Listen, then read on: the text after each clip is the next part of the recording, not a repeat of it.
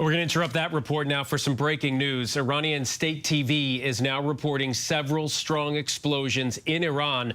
Sources telling ABC News that this is the beginning of Israel's retaliation against Iran.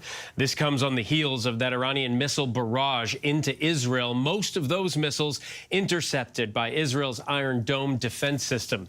Iran's attack came in part in response to Israel's killing of Hezbollah's longtime leader, Hassan Nasrallah, in Lebanon.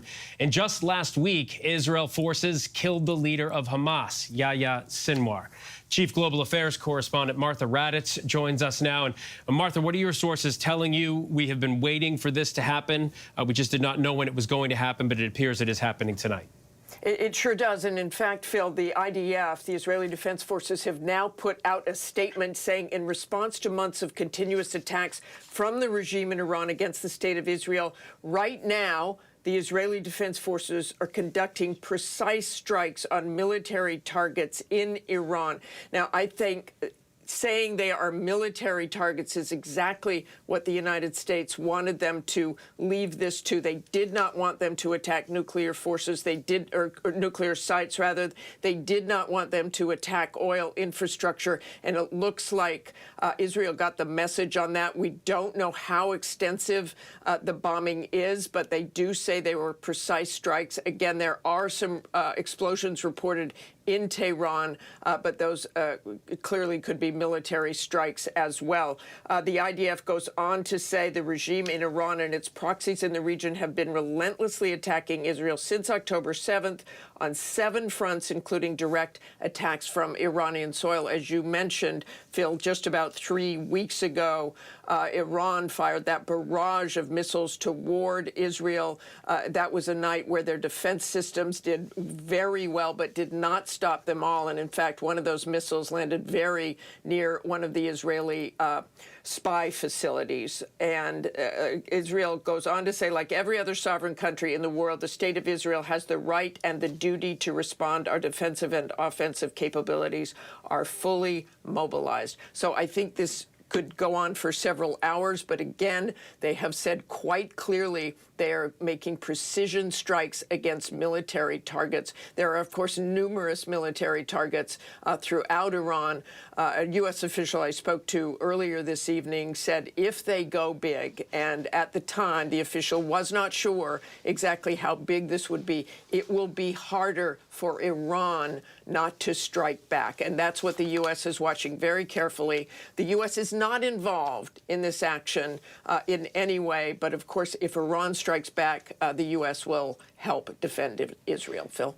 Yeah, and Martha, as we're talking about what happened just a few weeks ago in these ballistic missiles that were fired, there was also a barrage fired back in April. That was Iran's response to Israel hitting an embassy in Syria and killing 3 IRGC commanders. This is now a back and forth. The IDF said on 7 fronts now, but this is what really the world, the UN, Israel has been, America has been concerned with, a wider conflict in this area. And all these proxies from Iran have been involved, and now it looks like Iran directly is involved with Israel.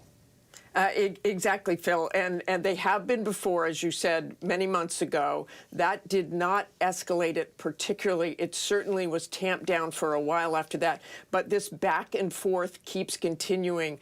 But the U.S. has had an intense diplomatic effort with Benjamin Netanyahu, trying to talk him into keeping this within certain limits and going after just military targets. Now, if those are massive military targets, that's something else altogether.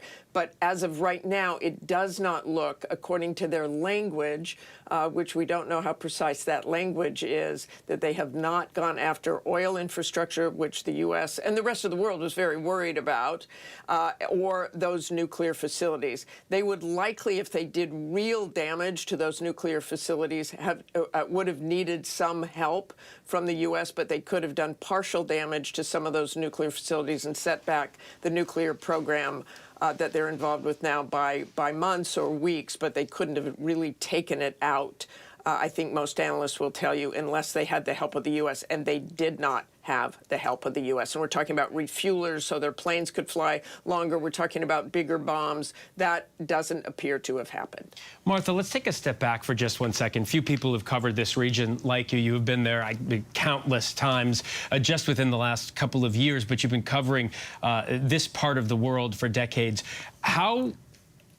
What is the difference now than in prior conflicts? Is this the worst we've seen this region, the most tense we've seen this region? Well, when you have Israel and Iran directly involved like that and firing on one another, and there's always room for miscalculation. I mean, surely Iran knows when they launch those missiles, those ballistic missiles, that most of them would be intercepted, and they were, because Iran is very well aware of how strong the defenses are in Israel, and particularly if the U.S. helps out as well.